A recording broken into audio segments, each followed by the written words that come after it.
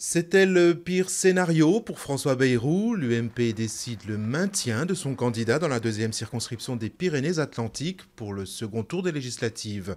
Une triangulaire très périlleuse pour le patron du MoDem, dont l'avenir sur les bancs de l'Assemblée nationale semble de plus en plus compromis, avec par la suite un risque d'éclatement de son parti. Les marchés financiers toujours inquiets sur la situation des banques espagnoles après un léger rebond d'optimisme, et ce malgré le plan de sauvetage de 100 milliards d'euros. Des inquiétudes qui portent principalement sur les modalités de ce plan.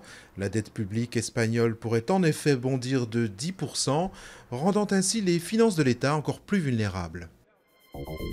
Un ex-mandataire et un homme d'affaires en garde à vue dans l'affaire Bettencourt. L'avocat Pascal Willem et Stéphane Courby sont retenus depuis ce matin à la brigade financière. Les juges d'instruction s'interrogent notamment sur les conditions dans lesquelles l'héritière de L'Oréal a investi 143 millions d'euros dans le groupe de M. Courby en mai 2011. Ouverture du procès des parents de la petite Marina. Éric et Virginie Sabatier sont accusés d'actes de torture et barbarie sur leur fille morte en 2009 après plusieurs années de sévices. Les parents avaient masqué leurs crimes en faisant croire à un enlèvement de leur fille. Rafael Nadal remporte son 7e titre en finale à Roland-Garros en battant le Serbe Novak Djokovic. À 26 ans, le joueur espagnol établit ainsi un nouveau record que détenait jusque-là le Suédois Björn Borg.